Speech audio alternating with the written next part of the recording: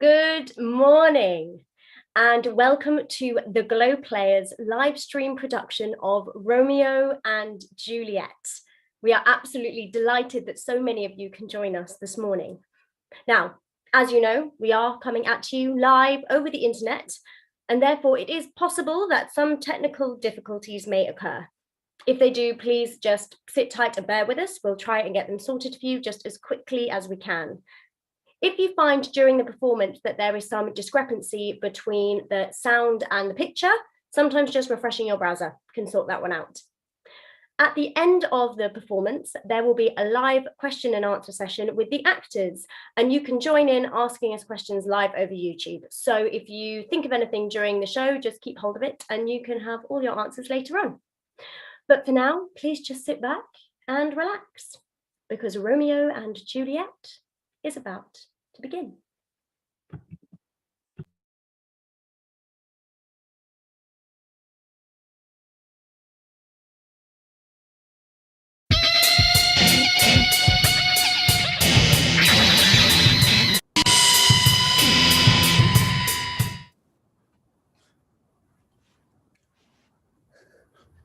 Do you bite your thumb at me, sir? I do bite my thumb, sir. Do you bite your thumb at me, sir? No, sir. I do not bite my thumb at you, sir.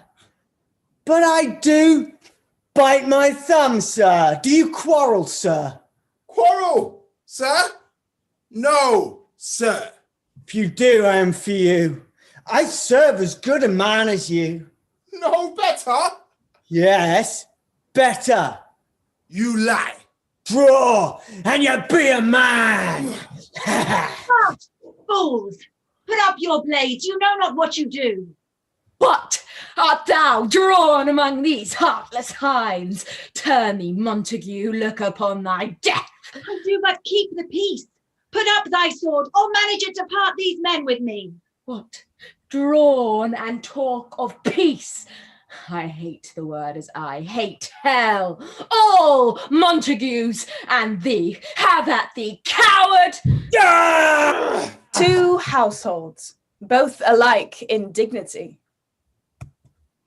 In fair Verona, where we lay our scene, from ancient grudge break to new mutiny, where civil blood makes civil hands unclean.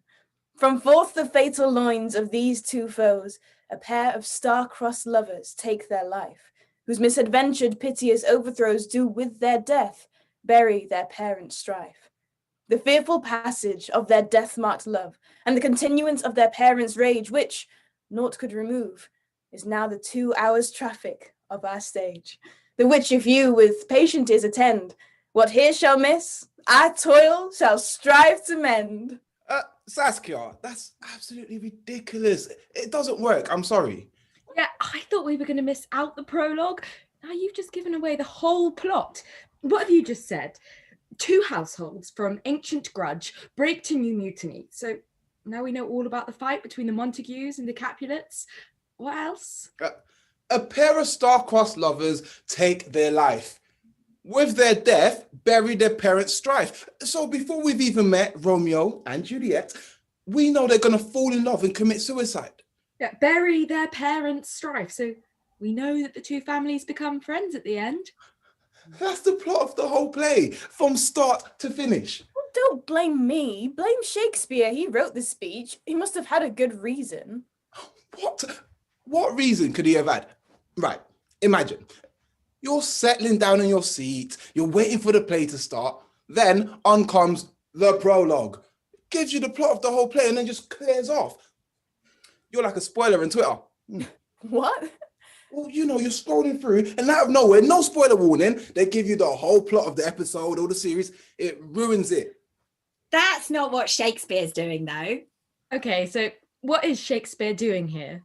Well, what he's doing in the prologue is establishing Romeo and Juliet as doomed from the start. It's in their stars that they will die. A pair of star-crossed lovers. So because we know that they're destined to die, we are transfixed. Like helpless witnesses watching a car crash. Precisely. The fight between the servants at the beginning of the play develops, bringing in more members of the two households. What noise is this?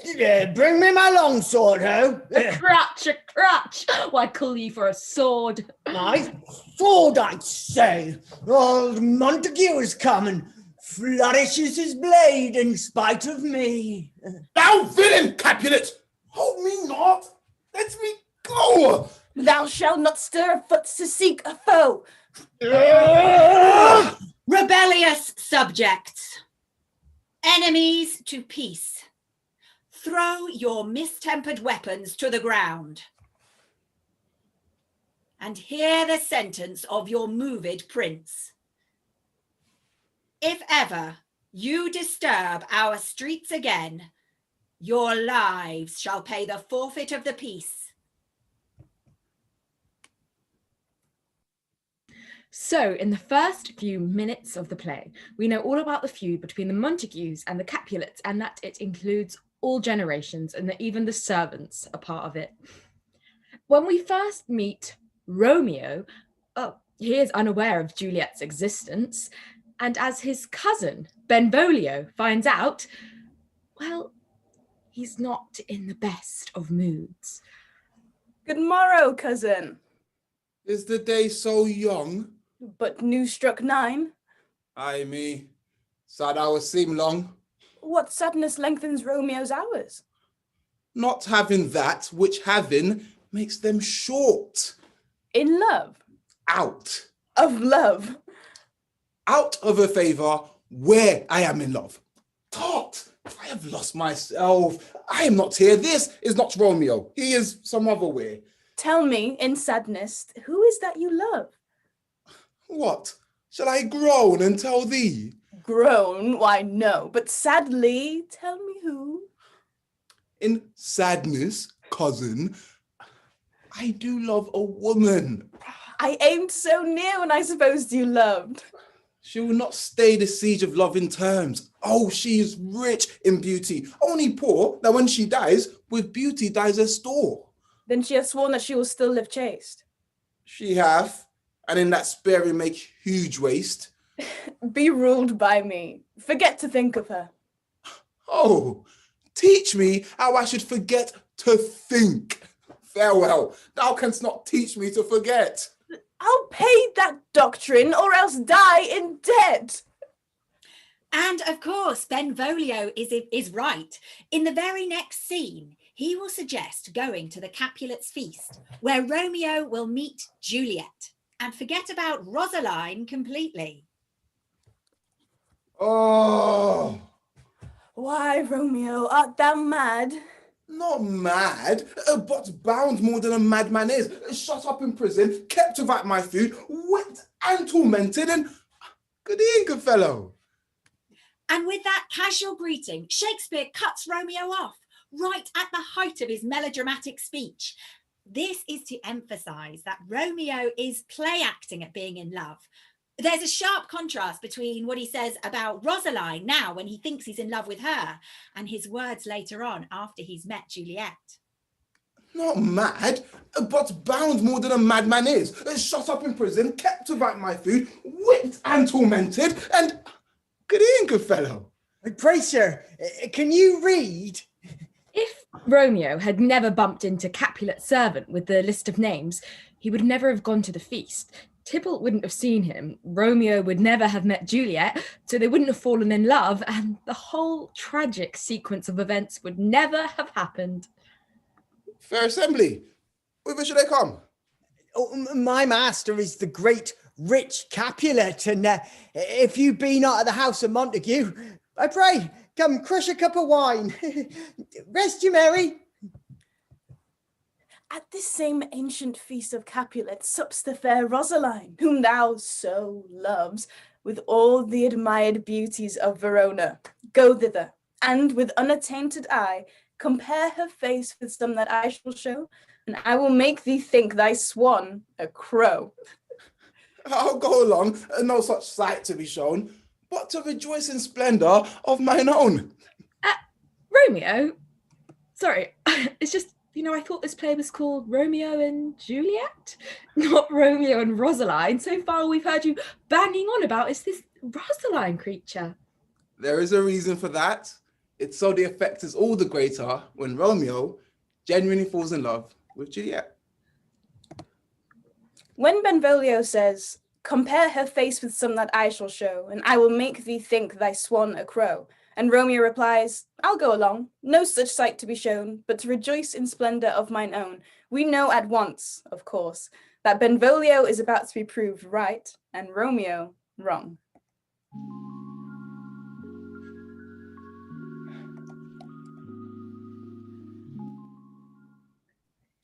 Juliet! Juliet! How now, who calls? Your mother. Madam, I'm here. What is your will? Tell me, daughter Juliet, how stands your disposition to be married? It is an honour that I dream not of. Well, think of marriage now. Younger than you, here in Verona, ladies of esteem are made already mothers. By my count, I was your mother much upon these years that you are now a maid. Thus then, in brief, the valiant Paris seeks you for his love. What think you? Can you love the gentleman? This night you shall behold him at our feast. Read o'er the volume of young Paris' face and find delight writ there with beauty's pen. This precious book of love, this unbound lover, to beautify him only lacks a cover. Speak briefly. Can you like of Paris' love? I'll look to like, if looking liking move, but no more deep will I endart mine eye than your consent gives strength to make it fly. So, at this feast, Juliet is expecting to meet a man, Paris, who she's been told wishes to marry her. She's hoping that Paris will turn out to be someone she would like to marry, perhaps. There's a lot hanging on this feast. It's a major turning point in the play. Romeo is expecting to see Rosaline and continue his unrequited love for her. Benvolio is expecting to show Romeo that Rosaline is nothing compared to some others that he will see, and how right he turns out to be. And Capulet, Juliet's father, well, he's hoping to pull off a major coup. You see, Paris is related to the prince. So if Capulet can get his daughter Juliet married off into the prince's family, that'd be one in the eye for old Montague.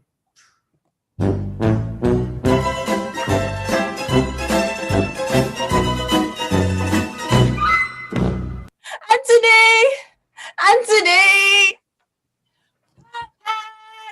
Pot pan! Where's Potpan that he helped not to take away? We got a lot to get ready for the night. Hey, E, shift a trencher. E, scrape a trencher. Hey, good now. Save me a piece of Mark's pain. And as thou loves me, let the porter let in Susan Grindstone. And now, Anthony and Potpan. Hi, boy, ready? Look for, call for, ask for, and sought for in the great chamber. We cannot be here and there too. Often with Shakespeare's characters, you get an idea of what they're like from the names that he gives them. Like Potpan.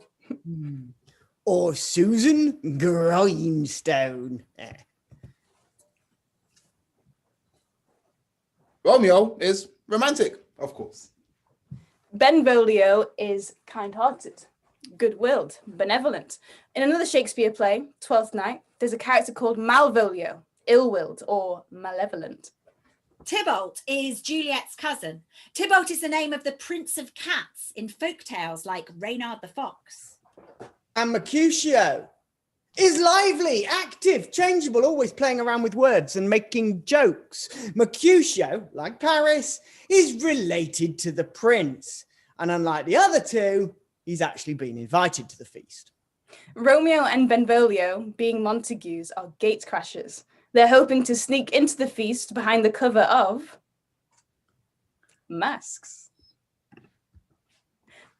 Come, knock and enter, and no sooner in, but every man betake him to his legs.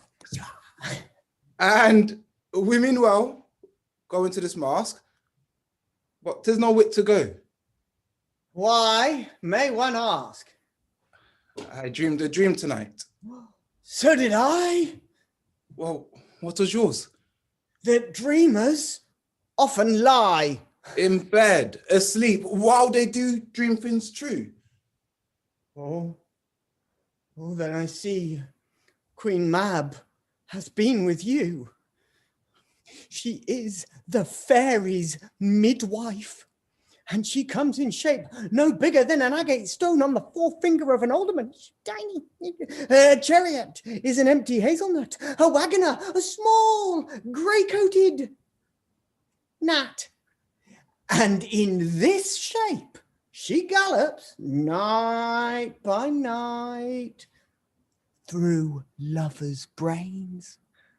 And then they dream of love.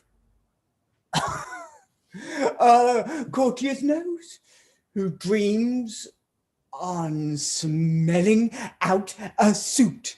A lady's lips who straight on kisses dream, which off the angry mad with blisters plagues, because their breath with sweetmeats tainted are. Sometimes she gallop a courtier's knees, and then dreams he of curtsy straight.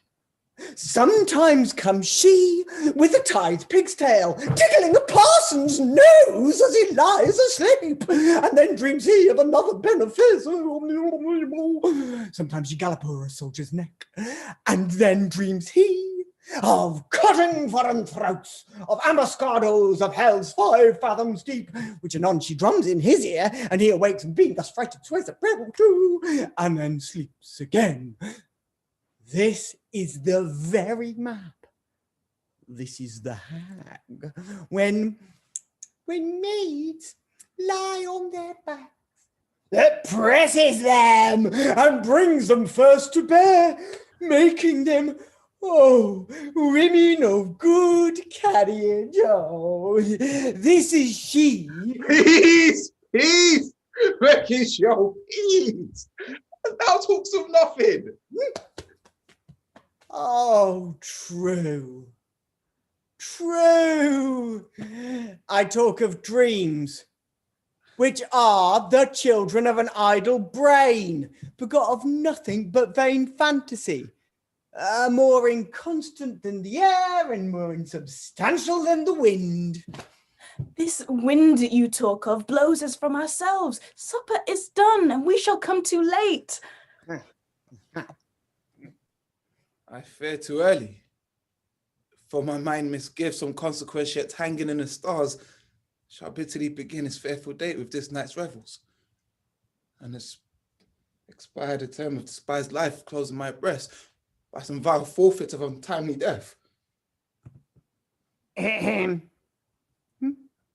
But he who hath steerage of my cause directs my suit. On, lusty gentlemen.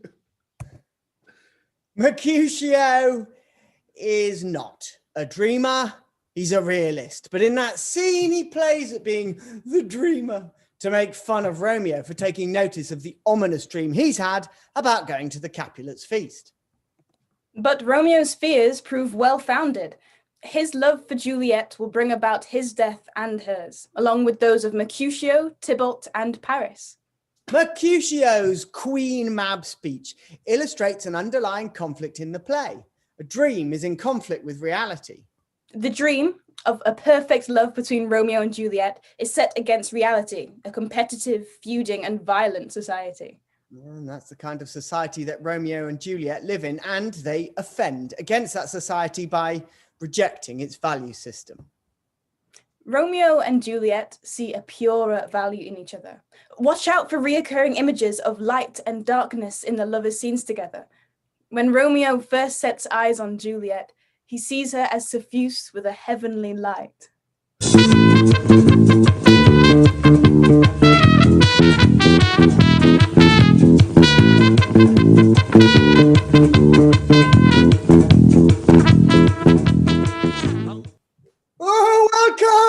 Welcome, I am Lord Capulet. And I am Lady Capulet. Welcome to our feast. Oh, yes, and what esteemed company we're in tonight, my dear. I mean, Mr. Pryor of Chemnall Technology College. Can you believe it? Oh, wonderful. And oh, we have the ladies and gentlemen of Orleans Park, No. brought by Lord Jones. No. So much for coming. And we have St. Christopher's. How lovely to see you again. Christopher's, hello. Welcome. Welcome, gentlemen. And ladies. Yes. Come, musicians, play!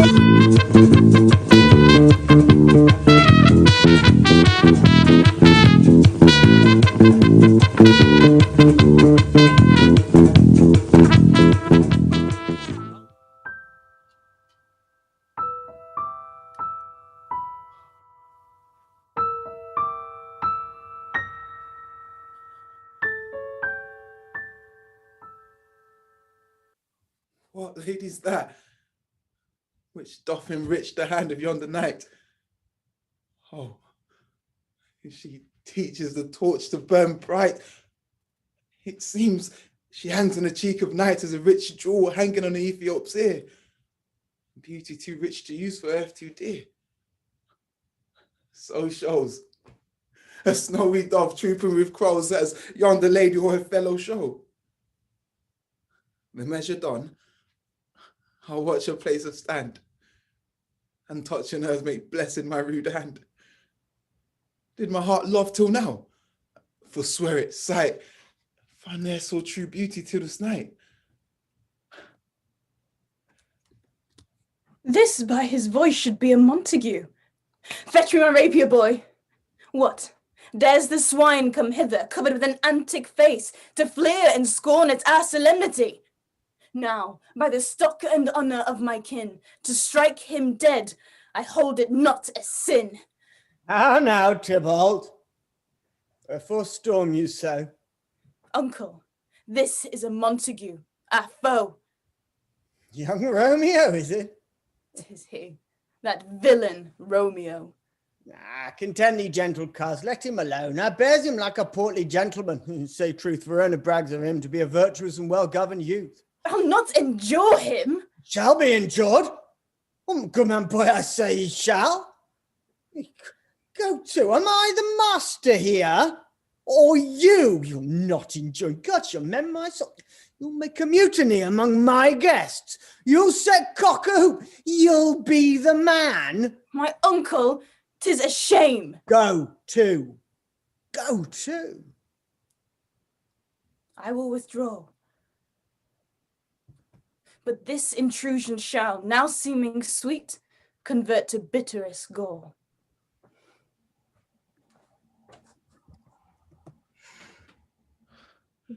If I profane with my unworthiest hand this holy shrine, the gentle sin is this: my lips, two blushing pilgrims ready stand to smooth that rough touch with a tender kiss. Good pilgrim, you do wrong your hand too much. Which mannerly devotion shows in this, for saints have hands that pilgrims' hands do touch, and palm to palm is holy palmer's kiss. Have not saints lips and holy palmers too? Pilgrim lips that they must use in prayer. Oh, then, dear saint, let lips do what hands do. They pray, grantst thou, lest faith turn to the spear. Saints do not move, though grant for prayer's sake. Then move not, whilst my prayer's effect I take. That was a sonnet. The words that they used just now when they spoke, when they first met, it was a sonnet. And let's be honest, if we were in your school right now or you were watching us live in a theatre, you'd be watching Romeo and Juliet snogging each other's faces off. But we thought them licking the lens wouldn't be that exciting. So we're going to tell you about a sonnet instead, the Elizabethan form of love poetry. Apart from writing plays, Shakespeare wrote 154 sonnets, all of them around the time he was writing Romeo and Juliet. Most of Shakespeare's plays are written in blank verse, unrhymed verse. This one is full of rhyme, which adds to the romantic atmosphere of the play. On that speech at the beginning that you all wanted me to miss out, the prologue, that's in the form of a sonnet too. 14 lines with 5 stressed and 5 unstressed syllables. To house holds both alike in dignity. Dee-dum, dee-dum, dee-dum, dee-dum, dee-dum. It's just like a heartbeat. And that's the sonnet that they have when they first meet. You can see there's an interesting rhyming scheme. The first line rhymes with the third, the second with the fourth, and so on for 12 lines. And then there's a rhyming couplet at the end. And the meeting of rhyme at the end of this one is a reflection of the lover's first kiss.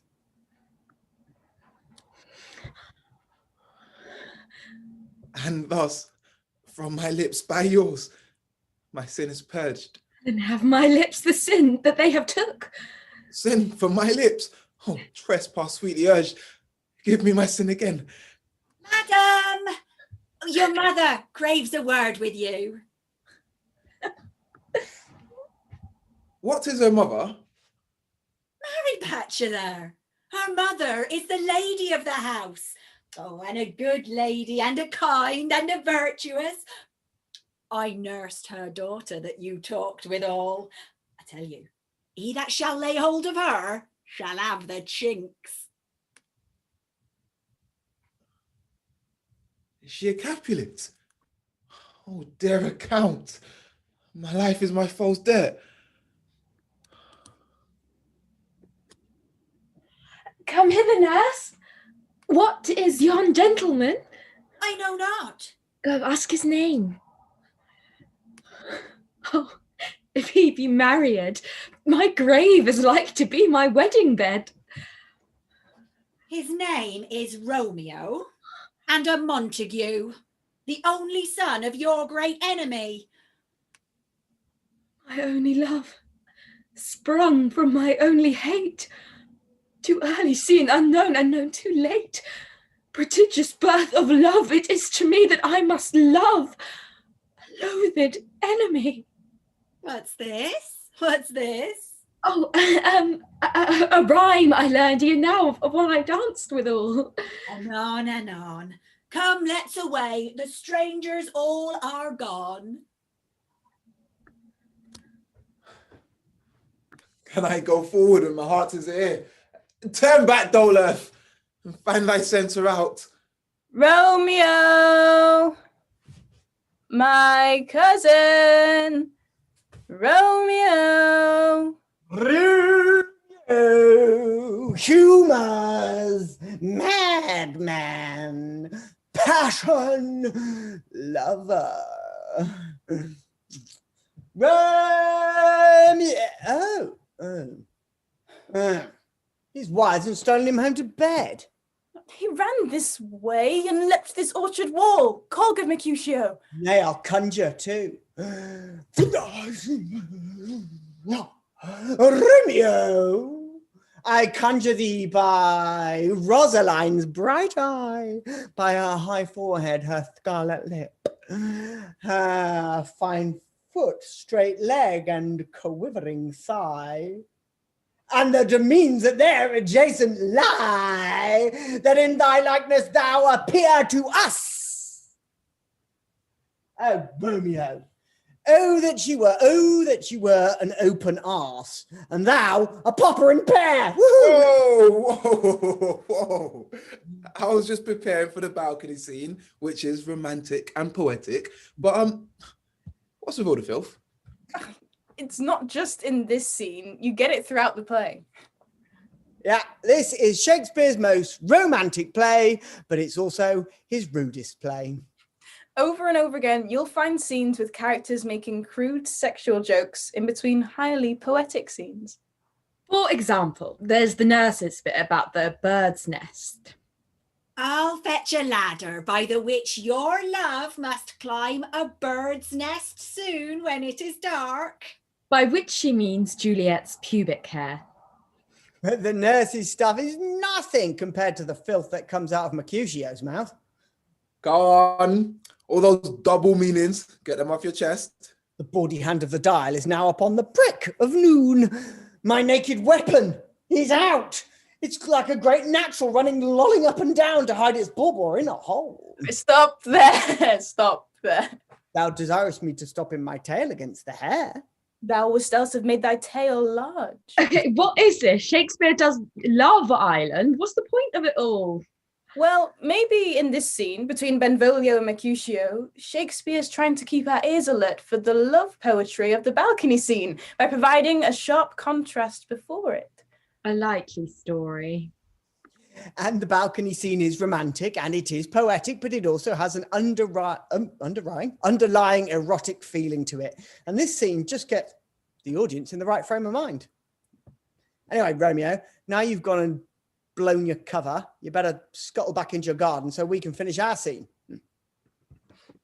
Romeo, good night. Out to my truckle bed. This field bed's too cold for me to sleep. Come, shall we go? Go then.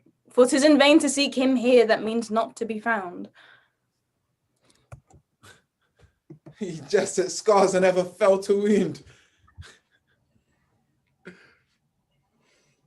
Soft. What light through yonder window breaks? It is the east and Juliet is the sun. It is my lady, oh, it is my love. Oh, that she knew she were. Me. She speaks. Speak again, bright angel. Oh, Romeo, Romeo, wherefore art thou Romeo? Deny thy father and refuse thy name, or if thou wilt not, but sworn my love, and I'll no longer be a Capulet. Shall I hear more, or shall I speak at this? It is but thy name that is my enemy. What's in a name? Thou art thyself, though not Montague. What's Montague? It is nor hand, nor foot, nor arm, nor face, nor any other part belonging to a man. Oh, be some other name. What's in a name? That which we call a rose. By any other word would smell as sweet. So Romeo would, were he not Romeo called, retain that dear perfection which he owes without that title. Romeo, doff thy name, and for thy name, which is no part of thee, take all myself. I take you thy word. Call me but love, and I'll be new baptized. Henceforth I never will be Romeo. Man art thou that thus bescreened in night, so stumblest on my counsel? By your name, I know not how to tell thee who I am. My name, dear saint, is hateful to myself because it is an enemy to thee. Had I it written, I would tear the word. My ears have not yet drunk 100 words of thy tongue's uttering, yet I know the sound, and I'm not Romeo, and a Montague. Neither, fair maid, if either thee dislike. How camest thou hither? Tell me, and wherefore? The orchard walls are high and hard to climb, and the place death, considering who thou art, if any of my kinsmen find thee here. With love's light wings that I will perch these walls. They do see thee, they will murder thee. I have night's cloak to hide me from their eyes, and but thou love me, let them find me here. By whose direction bands thou out this place? By love, he first did prompt me to inquire. He lent me counsel and I lent him eyes. I am no pilot, yet wert thou as far as that vast shore washed with the furthest sea. I should avenge you for such merchandise. Thou love me. I know thou wilt say aye, and I will take thy word. Yet if thou swearest, thou mayest prove false, O gentle Romeo. If thou dost love, pronounce it faithfully. Lady, by yonder blessed moon, I vow that tips with silver all these fruits. I love by the moon, the inconstant moon that monthly changes in her circled orb, lest that thy love prove likewise variable. What shall I swear by? Well, do not swear. Although I joy in thee, I have no joy of this contract tonight.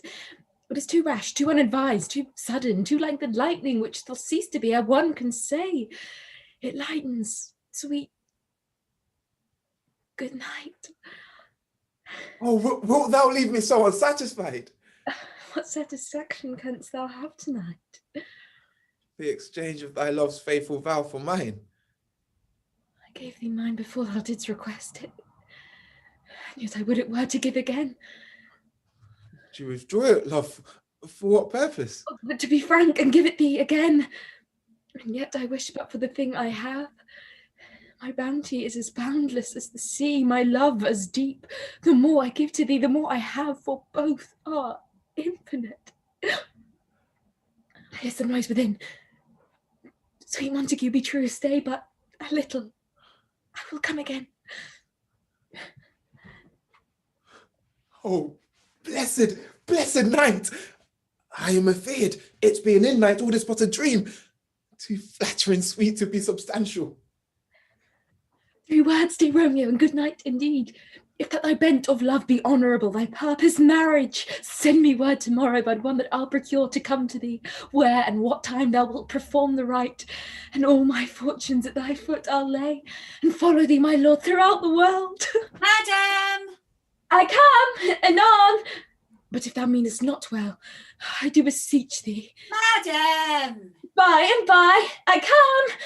To cease thy suit, and leave me to my grief. Tomorrow will I send. So thrive my soul, 1,000 times good night. 1,000 times the worse, to want thy light. Good night, good night. Parting is such sweet sorrow that I shall say good night till it be morrow.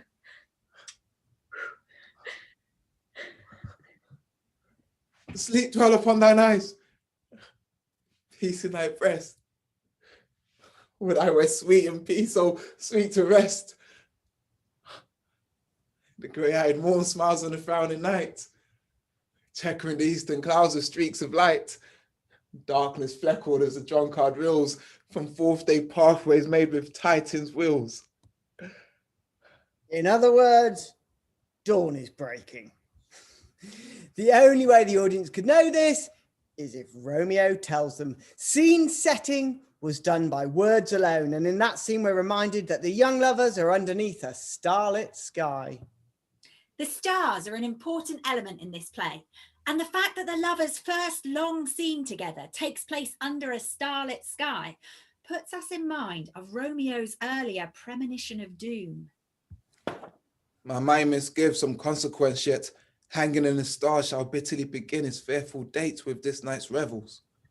The lovers are seen as the helpless playthings of the fickle goddess Fortune. Juliet says, "O Fortune, Fortune, all men call thee fickle."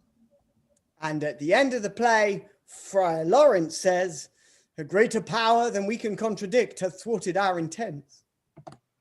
By the time Romeo leaves Juliet, it's almost dawn. He goes straight to Friar Lawrence to tell him of his love for Juliet and to ask for his help. But there's a tragic irony in what Friar Lawrence says to Romeo. In one respect, I'll thy assistant be, for this alliance may so happy prove to change your household's rancor to pure love. Because, of course, the marriage does indirectly bring about this reconciliation. Oh, let us hence!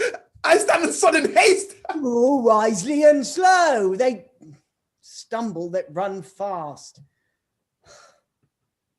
Meanwhile, Juliet is also patiently waiting for her nurse, who will bring her news of Romeo.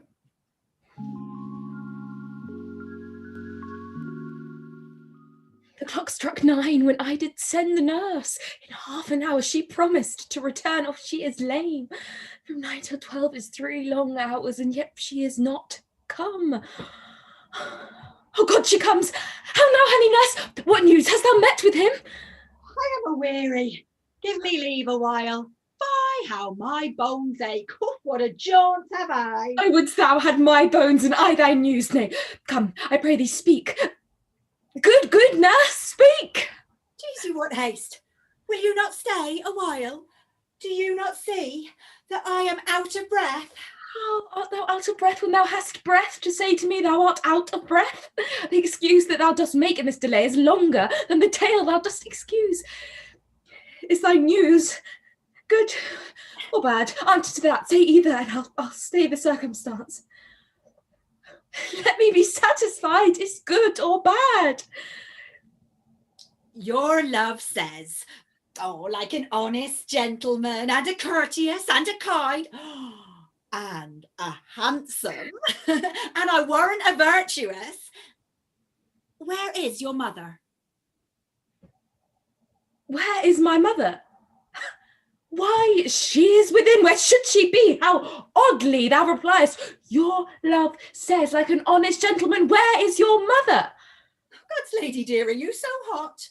Marry, come up, I trout. Is this the poultice for my aching bones? Henceforward do your messages yourself. Oh, you're such a coil. Come, what says Romeo? Have you got leave to go to shrift today? I have. Then hie you hence to Friar Lawrence cell. There stays a husband to make you a wife. Here comes the wanton blood up in your cheeks, and we in scarlet straight at any news. Hie you to church. I must another way, to fetch a ladder by the which your love must climb a bird's nest soon when it is dark. I am the drudge and toil in your delight, but you must bear the burden soon at night. Go, I'll to dinner. Hie you to your cell. To high fortune. Honest nurse, farewell.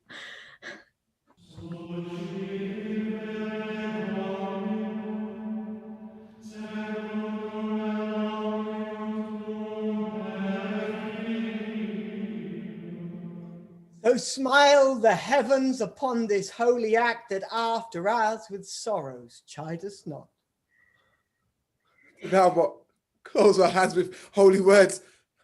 Then, love devouring death, do what he dare. It is enough I may but call her mine. These violent delights have violent ends, and in their triumph die, like fire and powder, which as they kiss, consume.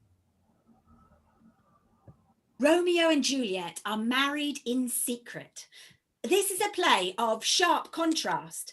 Well, private scenes are followed by very public social ones. A reminder that in this Verona, there is no such thing as private acts. Private acts have public consequences.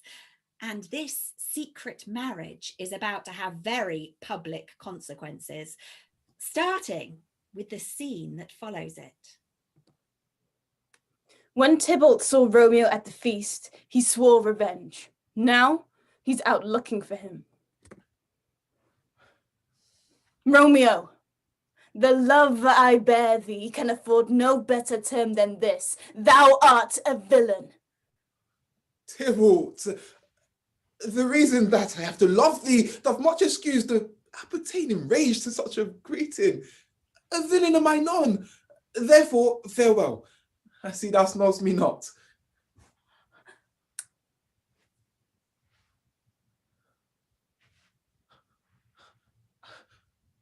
I never injured thee, but love thee more than thou can devise, till thou shalt know the reason of my love.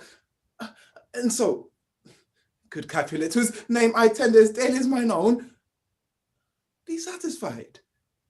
Oh, calm. Dishonorable, vile submission? Tybalt, you rat catcher, will you walk? What wouldst thou have with me? Oh, good king of cats. Wow. Nothing. Nothing but one of your 9 lives. I am for you. Gentle Mercutio, put thy rapier up. Tybalt and Mercutio fight.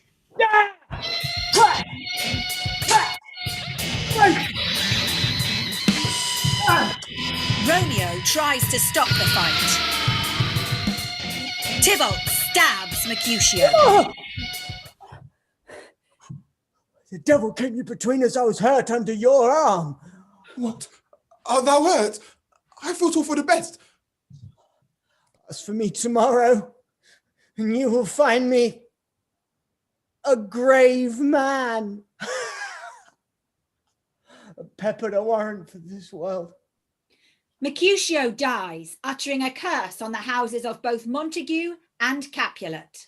A plague on both your houses. Romeo, furious, throws caution to the wind. Away to heaven, respectability. Finite conduct be my conduct now. He fights with Tybalt and kills him. Benvolio urges Romeo to run. I am fortune's fool. The prince arrives and hears that Tybalt has killed Mercutio and that Romeo has killed Tybalt. And for that offence, immediately we do exile him hence. I will be deaf to pleading and excuses, nor tears nor prayers shall purchase out abuses, therefore use none. Let Romeo hence in haste, else when he is found, that hour is his last. But Juliet knows nothing of all this. She is happily preparing for her wedding night. Gentle knight, come loving black-browed knight, give me my Romeo. And when I shall die, take him and cut him out in little stars, and he shall make the face of heaven so fine that all the world will be in love with night and pay no worship to the garish sun. Oh, I have bought the mansion of love, but not possessed it, and though I am sold, not yet enjoyed. So tedious is this day, as is the night before some festival to an impatient child that hath new robes and may not wear them. Oh, here comes my nurse. How now, nurse? What news? What hast thou there? The cords that Romeo bid thee fetch. Aye, aye, the cords. I mean, what news? Why dost thou wring thy hands? Lack the day. He's gone. He's killed. He's dead. Heaven be so envious. Romeo can, though heaven cannot. Oh, Romeo, Romeo, whoever would have thought it? Romeo. What devil art thou to torment me thus? Hath Romeo slain himself? Tybalt is dead, and Romeo banished. Romeo that killed him, he is banished. Oh God! Romeo, Romeo, come forth, thou fearful man. Oh, for what news? What is the prince's doom? What less than doomsday is the prince's doom? A gentler judgment vanished from his lips, not body's death, but body's banishment. Banishment? Be merciful. Say death, for exile have more terror in his look, much more than death. Do not say banishment. Hence from Verona art thou banished. Did Romeo's hand shed Tybalt's blood? It did. Alack the day, it did. Romeo is banished. There's no end, limit, measure, bound in that word's death. Give thee armour to keep off that word, adversity's sweet milk philosophy to comfort thee, though thou art banished. Yet, banished. Hang up philosophy. Unless philosophy can make a Juliet, this plant a town, replace a prince's doom. It matters not, it prevails not. Talk no more. Why then I see that madmen have no ears. How should they? When wise men have no eyes. Let me dispute with thee of thy estate. How canst not speak of that thou dost not feel? Take up those cords, poor ropes, you are beguiled. He made you for a highway to my bed. But I may die, maiden widowed, come cords, come nurse, after my wedding bed and death. Not Romeo take my maidenhead. Hie to your chamber. I'll find Romeo to comfort you. Hark ye, your Romeo will be here at night. I'll to him. He is hid at Lawrence cell. Oh, find him. Give this ring to my true knight, and bid him come to take his last farewell.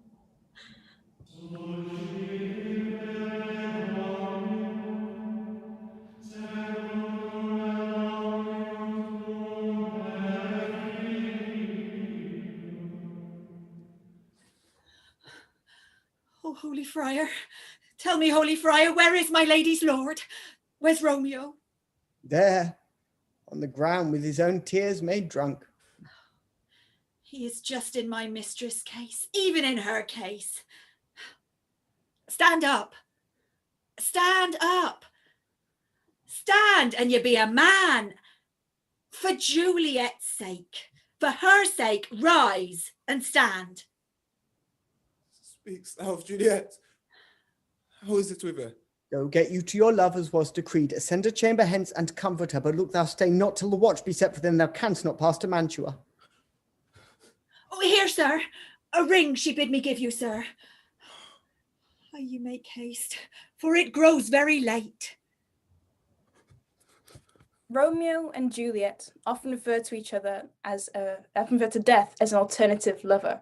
At the end of the play, Romeo refers to death as a rival lover that has taken Juliet from him. Shall I believe that unsubstantial death is amorous, and that the lean-abhorred monster keeps thee here in dark to be his paramour? There's a constant linking between love and death. That line of Juliet's during that scene, Come, cords, come, nurse, I'll to my wedding bed, and death, not Romeo, take my maidenhead, is an echo of an earlier line, just after Juliet has met Romeo. Go ask his name, if he be married, my grave is like to be my wedding bed. Like Romeo, Juliet too has a premonition of death. As Romeo prepares to leave after their wedding night, she exclaims, Oh God, I have an ill-divining soul. Methinks I see thee now thou art so low as one dead in the bottom of a tomb. And Romeo's last words are, Thus, with a kiss, I die.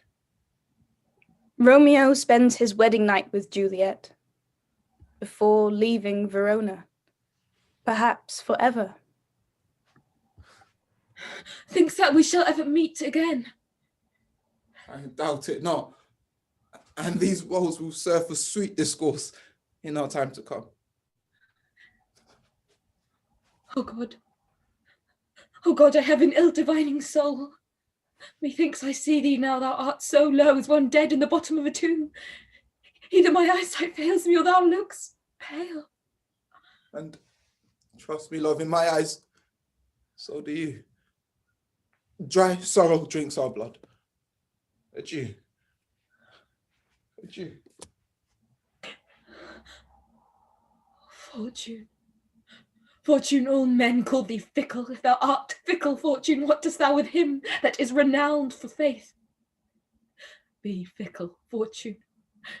Then I hopes thou wilt not keep him long, but send him back. Immediately, and on top of all Juliet's other troubles, she now has an arranged marriage thrust upon her. Her father has decided that her marriage to Paris is to go ahead on Thursday afternoon. Today is Tuesday. Her mother brings her the news. The county Paris at St. Peter's Church shall make thee there a joyful bride. By St. Peter's Church and Peter too, he shall not make me there a joyful bride. I wonder at this haste that I must wed, he that should be husband comes to woo. Here comes your father. Tell him so yourself and see how he will take it at your hands. How now, wife, have you delivered to her our decree? Aye, sir, but she will none. She gives you thanks. I would the fool were married to her grave. Soft, take me with you. Take me with you, wife, how she will none. Does she not give us thanks? Is she not proud? And worthy as she is that we have wrought so worthy a gentleman to be her bride. How proud that you have, but thankful that you have. Proud I can never be of what I hate, but thankful even for hate that is meant love. How, chop logic. Proud and I thank you not, and yet not proud. Mistress Minion, Proud me no prouds, nor thank me no thankings. But fettle your fine joints against Thursday next to go with Paris to St. Peter's Church, or I will drag thee on a hurdle thither. Good father, I do beseech thee, on my knees, hear me with patience, but to speak a word. Speak not, reply not, do not answer me! My fingers itch. I scarce thought us blessed that God had lent us but this one child. And now I see this is one too much, and we have a curse in having her. God's breath, it makes me mad. Day, night, work, play, alone in company, still my care has been to have her matched. And now, having provided a gentleman of noble parentage, a fair demeanor, youthful, nobly lined, stuffed, as they say, with honourable parts, and then to have a wretched puling fool, a whining mammet in her fortune's tender to answer, I'll not wed, I am too young, I cannot love. I pray you pardon me, Wednesday is near, lay hand on heart, advise. You be mine, I give you to my friend, you be not. Hang, starve, die, beg in the streets, for I'll ne'er acknowledge thee. Nor what is mine shall never do thee good. Trust to it. Bethink you, I'll not be forsworn. Sweet my mother, cast me not away. Delay this marriage for a month, a week. Talk not to me, for I'll not speak a word. Do as thou wilt, for I have done with thee. Oh God, oh God, how shall this be prevented? My husband is on earth, my faith in heaven. How shall that faith return again to earth, unless that husband send it me from heaven by leaving earth? Alack, that heaven should practice stratagems upon so soft a subject as myself. Is there no pity sitting in the clouds that sees into the bottom of my grief? Oh, comfort me, counsel me. What sayest thou? Has there not a word of joy, some comfort, nurse? I think it best you marry with Count Paris. Oh, he's a lovely gentleman. Romeo's a dishclout to him. I think that you are happy in this second match, for it exceeds your first. Or if it do not, your first is dead. Or 'twere as good he were as living here, and you no use of him. Speaks thou from thy heart? And from my soul too, else beshrew them both. Amen. What? Well, thou hast comforted me marvellous much. Go in and tell my lady I am gone, having displeased my father, to Lawrence cell, to make confession and to be absolved. Marry, I will. And this is wisely done. Ancient damnation, O most wicked fiend! Thou and my bosom henceforth shall be twain. I'll to the friar, to know his remedy if all else fail. Myself have power to die.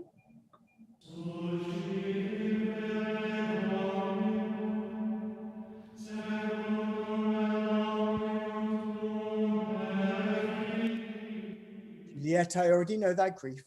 Oh, tell me not, father, that thou hearest of this, unless thou tell me how I may prevent it. Oh, daughter, I do spy a kind of hope which craves as desperate an execution as that is desperate which we would prevent, and if thou darest, I'll give thee remedy.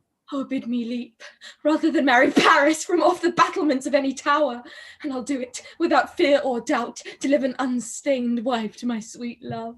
Well then, go home, be merry, give consent to marry Paris. Wednesday is tomorrow. Take thou this vial. Being then in bed, and this distilling liquor drink thereof. When presently through all thy veins shall run a cold and drowsy humour, no warmth, no breath shall testify thou livest. And in this borrowed likeness of shrunk death, thou shalt remain 42 hours. thou shalt be borne to that same ancient vault where all the kindred of the Capulets lie. In the meantime, against thou shalt awake, shall Romeo by my letters know our drift. And he and I will watch thy waking. And that very night shall Romeo bear thee hence to Mantua. Friar Lawrence's message that Juliet is not really dead fails to get to Romeo. He hears instead that she is really dead. He hears, her body sleeps in Capel's monument, and her immortal part with angels lives. I saw her laid low in her kindred's vault. Is it even so? Then I defy you, stars. Thou knowest my lodgings. Get me ink and paper and hire horses. I will hence tonight. Is that no letters for me from the friar? No, my good lord. No matter. Get thee gone and hire those horses. I will be with thee straight. Oh, Juliet, I will lie with thee tonight. Romeo buys poison from an apothecary, a seller of drugs, and sets off for Verona. Upon entering the tomb, he is disturbed by Paris, who has come to strew flowers on Juliet's body. They fight, and Paris is killed. Then Romeo discovers Juliet.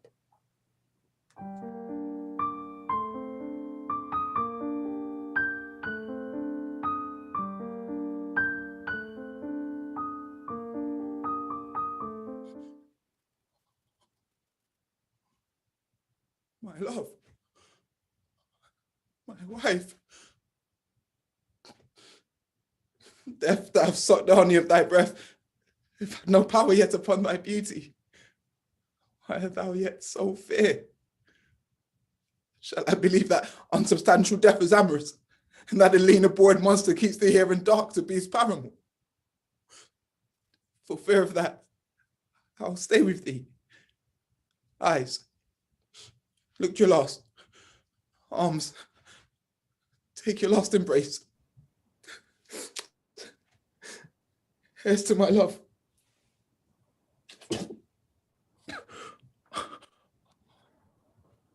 Through a puck of thy drugs are quick. And thus, with a kiss, I die. Francis, be my speed. How oft have my old feet stumbled at bones. Alack, oh pale, Romeo. The lady stirs. Comfortable, friar. I do remember well where I should be, and there I am. Where is my lord? Where is my Romeo? I hear noise. A lady come from that nest of death, contagion, and unnatural sleeper. Greater power than we can contradict hath thwarted our intents. Oh, come away, that thy husband in thy bosom there lies dead. Stay not to question for the watches. Come, go, good Juliet. I dare no longer stay. Oh, get thee hence, for I will not away. What's here? A cup closed in my true love's hand. Poison I see hath been his timeless end. I'll tell. Drunk all and left no friendly drop to help me after. I will kiss thy lips, haply some poison yet doth hang on them to make me die with a restorative. Thy lips are warm. Lead, boy. Which way? No noise. Then I'll be brief. Oh, happy dagger. This is thy sheath. There rust. And let me die.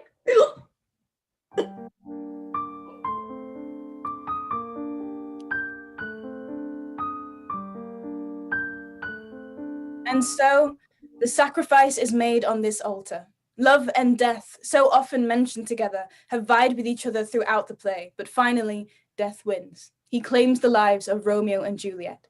Immediately, the stage is filled with the citizens of Verona, including Capulet and Montague. Oh, brother Montague, give me thy hand, for this is my daughter's jointure, for no more can you demand. But I can give thee more. For I will raise her statue in pure gold, that while Verona by that name is known, there shall be no figure at such rate be set as that of true and faithful Juliet. As rich shall Romeo's by his ladies lie, plus sacrifices of our enmity. So maybe death hasn't won after all. The feud between the Montagues and Capulets is ended by the lover's death. So perhaps in death, it's true to say that the victims are also the victors. Their love is transmitted to their families, the feud is ended, the dream has altered the reality. A glooming peace this morning with it brings. The sun for sorrow will not show his head. Go hence, and have more talk of these sad things. Some shall be pardoned, and some punished. For never was a story of more woe than this of Juliet and her Romeo.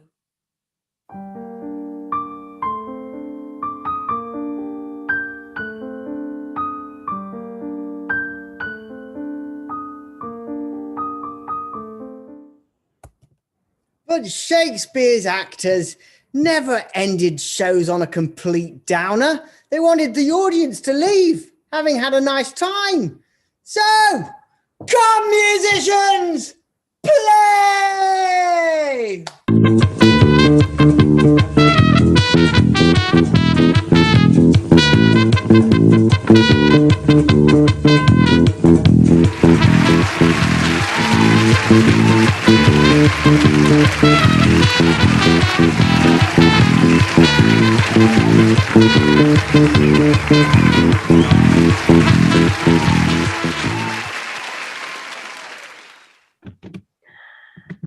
Well done, actors. Thank you so much. Thank you so much, everyone, for watching in your schools. And that is the end of Romeo and Juliet. It's the end of the show. However, we're now going to move on to the question and answer part of this event. So what I'm going to do is I'm going to head on over to YouTube and I'm going to enable the live chat function. So you might just have to refresh your browsers to make that happen. And there's about a minute delay between us and you, which means that if you refresh your browser now, it'll probably pop up for you. However, teachers, you could also text me any questions using the number that was on the email that you got the link from as well. So while I do that, I'm going to leave you with Ollie, who played Lord Capulet, and he is just going to show you a bit about how we created this Zoom world. Hi, yes, thank you so much for watching. It's been, it's amazing for us knowing that you're out there. We obviously miss performing in school so much, so it's nice that we're able to do it at least in this way. And obviously, as you've probably worked out, we're not together. We're all in different places. In fact, someone's even in a different country. So we're using Zoom to make it feel like we're all together, because that's one of the important things about live theatre is that feeling of community and togetherness. So one of the ways we do that is by using Zoom backgrounds. And we do that with green screen technology, literally. It's a green screen, piece of paper in my case. And it's the same sort of thing that they use in film and in video games. And it's really clever. So it's the camera, the computer picks up this color, this green color, and it will just project any image you want on it. So look, we can go into the ballroom or Verona at night. And because I'm not green and I'm not wearing any green, it cuts me out, if you will. But what's also then quite fun about that, oh, where's my thing gone? Is we can just do little tricks. So keep listening to my voice. I'm coming back. I'm coming back. Oh, what have I done with it? If I, will that work? Yeah, just about. If I use something green, you can see what I can start to do. So I'll just pop that on. I've just found a green blanket here. And so if I wrap myself up in that, suddenly I'm just a floating head. And there you go. You can see how sort of Harry Potter's invisibility cloak works and things like that. So it's quite fun. There's lots of fun things you can do with it. That was go. That was a nice waffly demonstration from me, wasn't it? I think I'll leave it to you now. Bye. Thanks so much, Ollie. Thank you. Yes, so the live chat is now active. So if there are any questions you want to ask, please do. However, we have been sent in some by schools ahead of time. I've got some here from St. Christopher's. Hello, everyone at St. Christopher's. Thank you so much for sending in your questions. So we've got one here, which is, what do you love or hate about the character you are playing? Do you know, I'm going to actually give that over to Romeo. Dowder, what do you love or hate about the character you're playing? What I love about Romeo is how willing he is to embrace like the love side and like what we've been kind of told is soppy, but it's just really nice emotions. But he's really willing to embrace all of those really nice, happy emotions, all those loving emotions. So I really like that.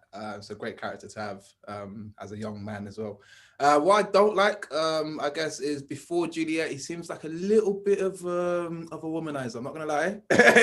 Seems like he may just kind of jump about, which isn't great.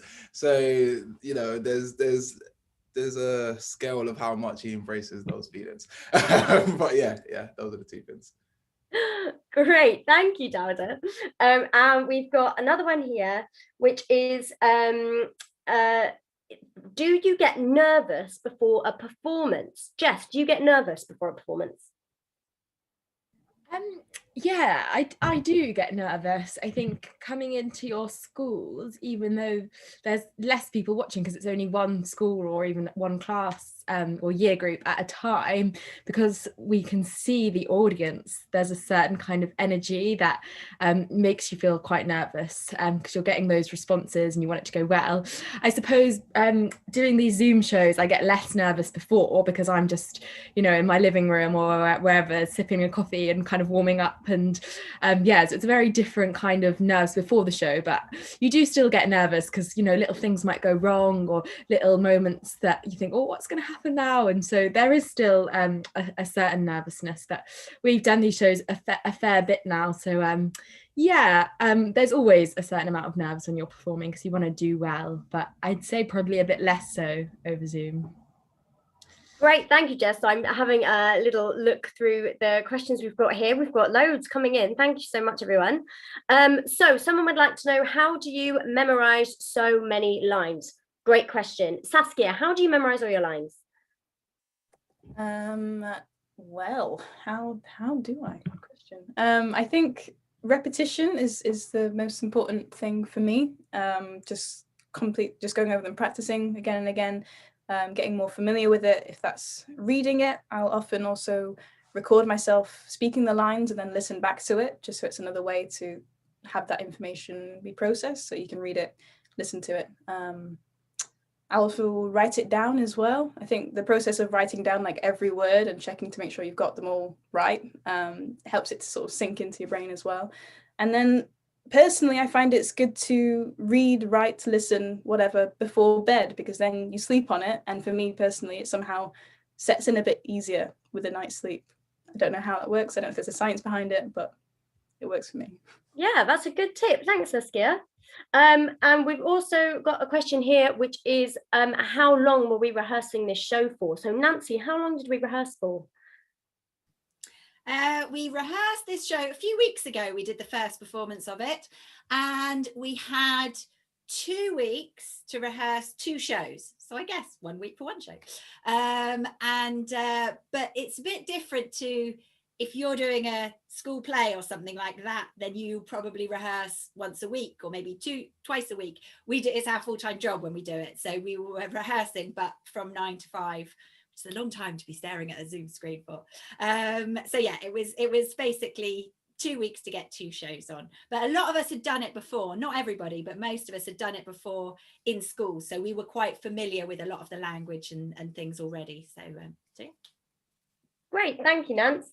And we've got a question here which says, do we perform other plays by Shakespeare? Ollie, do we do other plays? We do indeed, yeah. So we do Macbeth as well. In fact, no, we're not doing that this afternoon. We're doing that tomorrow. We do 2 introductions to Shakespeare, which just give people just give you a really good sort of first glimpse at some of his plays, just to give you a sense of what he was all about. Romeo and Juliet, Macbeth. We're doing Christmas Carol this afternoon, which is Charles Dickens. So it's not Shakespeare, but it's Charles Dickens. And this company over the years has done all, well, not all of them, but loads of them. I first joined 12 years ago doing The Tempest. And we've had Much Ado About Nothing up and running. We had Richard III up and running at one stage. Midsummer Night's Dream up and running at one stage. So yeah, the company does lots and lots of different Shakespeares and lots of different plays. Fab, thank you. I think that's about what we've got. I think that's all I've got coming through on the text. Yeah. Well, thank you, everyone. Thanks for joining in. And thank you so much, actors. Now, if you would like to see any more of our shows, we are taking bookings to go back into your schools from mid-May, I think. Mid-May, let's say that. But anyway, for the summer term, we're taking bookings to come back and perform in your school hall. However, on the 23rd of April, we are having we're showing our digital show of The Play's the Thing, which is our introduction to Shakespeare to celebrate Shakespeare's birthday, 9:30 a.m. on the 23rd of April. So do join us for that live stream if you can. You can get us at The Glow Players on Twitter and on Instagram. So if you want to follow us, or we'd love to hear from you, that would be amazing too. But for now, thank you so much for watching, and hopefully we will